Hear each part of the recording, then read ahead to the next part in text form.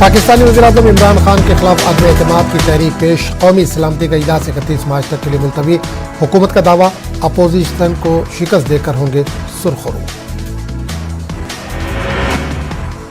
روس کو سلامتی کی ضمانت دینے پر غور کرنے کے لیے تیار، یوکرین کے صدر زیلنسکی کا بیان، جنگ کے خاتمے کے لیے روسی صدر کو مجھ سے آ کر ملنے کی ہے ضرورت۔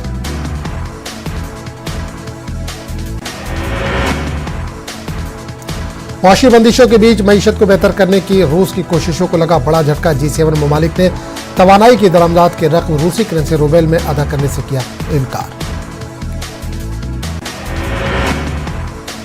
عالمی مارکیٹ میں خام تیل کی قیمت بلند ترین سطح پر، متحدہ عرب امارات کے وزیر توانائی کا بیان، ہمیں روس کے تیل کی ہے ضرورت۔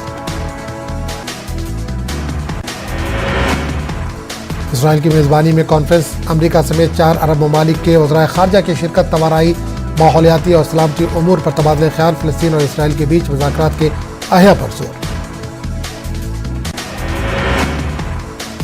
آسکر ایوارڈ تقریب میں ول اسمتھ نے کرس راک کو رسید کیا زناٹے دار تھپڑ، بیوی کا مذاق اڑانے پر طیش میں آ گئے تھے اسمتھ، بہترین اداکار کا ایوارڈ ول اسمتھ کے نام۔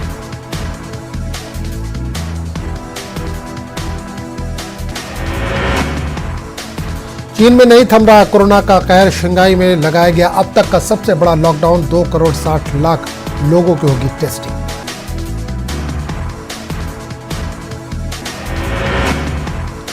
روس اور یوکرین کے بیچ جنگ طویل ہوتی جا رہی ہے، یوکرین کا دعویٰ ہے کہ اس نے کیف میں روسی فوج کو پیچھے دھکیل دیا ہے، ماریوپول کے میئر کی جانب سے شہر میں انسانی تباہی کا خدشہ ظاہر کیا گیا ہے۔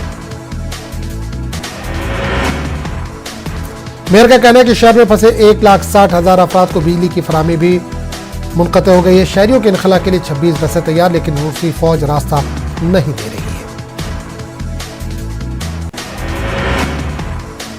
یوکرینی ملٹری انٹیلیجنس کے سربراہ نے کہا کہ یوکرین پر قبضے میں ناکامی کے بعد روس یوکرین کو 2 حصوں میں تقسیم کرنے کی کوشش کر رہا ہے۔ ایک رپورٹ کے مطابق یوکرین پر روس کے حملے کے بعد سے اب تک 38 لاکھ سے زیادہ افراد یوکرین چھوڑ چکے ہیں۔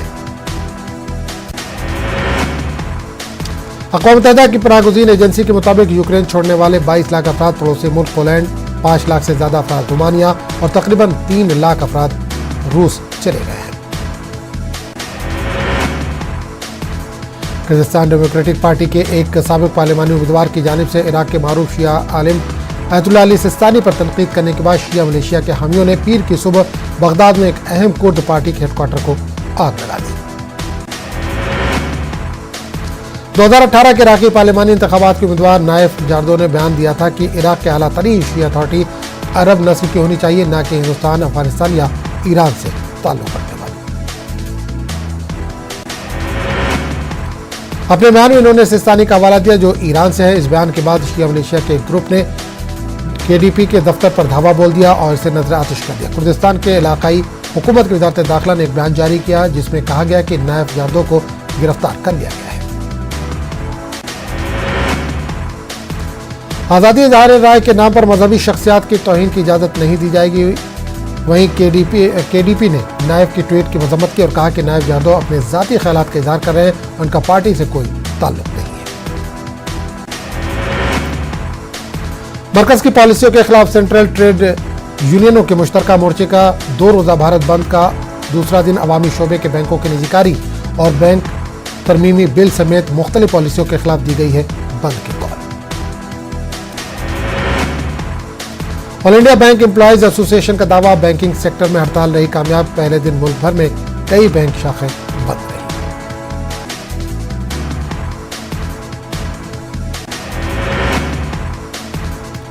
پرمود ساونت نے گوا کے وزیر اعلیٰ کے طور پر لیا حلف، وشوجیت رانے سمیت 8 ارکان اسمبلی کی بھی ہوئی حلف برداری، PM مودی اور امت شاہ سمیت کئی بڑے چہرے رہے موجود۔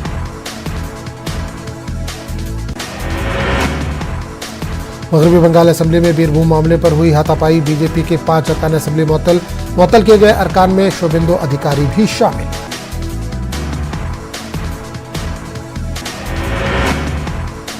پنجاب حکومت نے گھر گھر راشن پہنچانے کا کیا اعلان، عام آدمی پارٹی کنوینر اروند کیجریوال کا بیان، دہلی میں عام آدمی حکومت جو نہ کر سکی اب وہ پنجاب میں کرنے جا رہی ہے۔ حجاب تنازع پر مسلم پرسنل لا بورڈ پہنچا supreme court, Karnataka high court کے فیصلے کو کیا ہے چیلنج، کیرل کے جمعیت علماء نے بھی داخل کی ہے عرضی۔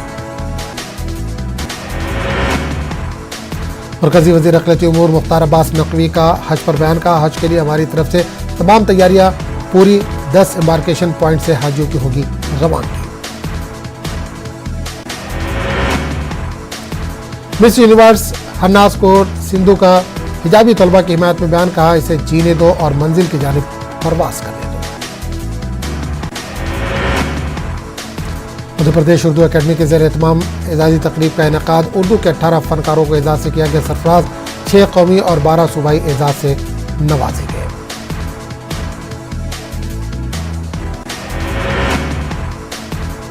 حیدرآباد میں سہ روزہ عالمی اردو کانفرنس کا آغاز. مسلم راشٹریہ منچ کے صدر ڈاکٹر اندریش کمار مہمان خصوصی. نواب میر عثمان علی خان کے 136ویں یوم پیدائش کے موقع پر کانفرنس منعقد. مولانا آزاد نیشنل اردو یونیورسٹی کے تحت جشن صحافت کے لوگوں کی پروفیسر عین الحسن کے ہاتھوں رونمائی. اردو صحافت کو فروغ دینے کی ضرورت پر زور دیا گیا. شعبہ تحصیل عامہ و صحافت مانو کے لوگو مقابلے میں نازش کا ڈیزائن منتخب. قمر صدیقی کا مجموعہ کلام شب آویز منظر عام پر ممبئی کے اسلام جم خانہ میں تقریب منعقد. شب آویز کا اجرا عمل میں آیا. قمر صدیقی کی شاعری کی پذیرائی کی گئی. رائچور میں اسکالرشپ درخواست داخل کرنے کی آخری تاریخ 31 مارچ تک. 31 مارچ سے پہلے درخواست داخل کرنے کی اقلیتی طلبہ سے اپیل. کرناٹک سینٹرل مسلم ایسوسی ایشن نے کی اپیل. مہاراشٹر میں اعلیٰ پولیس افسران کا نام استعمال کرنے والے گروہ کا پردہ فاش. زمین کا تنازع حل کرنے کے لیے گروہ کرتا تھا. وصولی ملزمین کے پاس سے فرضی شناختی کارڈ برآمد. 2 خواتین بھی پولیس کی گرفت میں. ملگیر ہڑتال میں اورنگ آباد کا محنت کش طبقہ بھی شامل. کرانتی چوک میں سی پی آئی کا دھرنا. سینکڑوں افراد کی شرکت. مزدور مخالف پالیسی کو فوری ترک کرنے کا حکومت سے مطالبہ. اورنگ آباد میں ایک شام بشر نواز کے نام قومی مشاعرے کا اہتمام. ملک کے مختلف ریاستوں سے نامور شاعروں نے کی شرکت. نواز دیوبندی، محشر آفریدی اور جوہر کانپوری کو ملی خوب داد و تحسین. امراوتی ضلع کے اچلپور میں دیکھنے کو آسان نکاح کی مثال. شربت اور کھجور پر پڑھائے گئے نکاح. لڑکی دیکھنے گئے تھے، دلہن لے کر لوٹے گھر.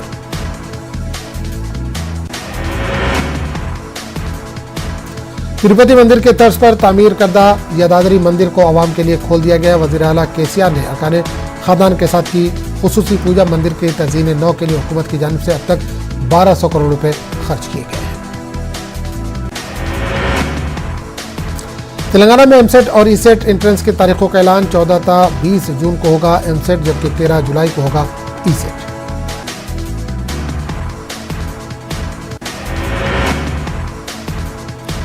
تلنگانہ میں RTC بس سے کرایے میں ہوا اضافہ. پیسنجر سیس کے نام پر ایکسپریس اور ڈیلکس بسوں میں 5 روپے جبکہ سپر لگژری راجدھانی اور دیگر بسوں میں 10 روپے کا اضافہ. حیدرآباد میں سہ روزہ عالمی اردو کانفرنس کا آغاز. مسلم راشٹریہ منچ کے صدر ڈاکٹر اندریش کمار نے کی مہمان خصوصی کے طور پر شرکت. مرکز کی مخالف مزدور پالیسیوں کے خلاف ملک بھر میں مزدوروں کا احتجاج. احتجاجی مزدوروں کو بائیں بازو جماعتوں کی تائید حاصل. مخالف مزدور قوانین کو واپس لینے کا مرکز سے مطالبہ. وجے واڑہ میں احتجاجی ریلی.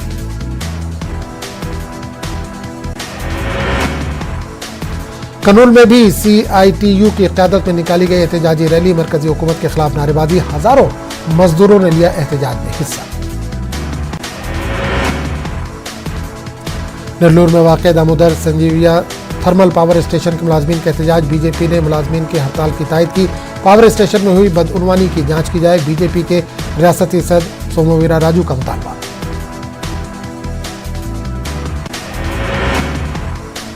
بنگلورو میں خانقاہ ترابیہ کا سالانہ جلسہ. امن و اتحاد کی ضرورت اور اہمیت پر روشنی.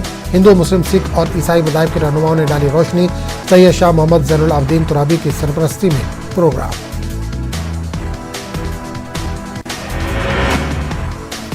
تو اس بلیٹن میں فی الحال اتنا ہی. اگلے بلیٹن میں آپ سے پھر ملاقات ہوگی. آداب.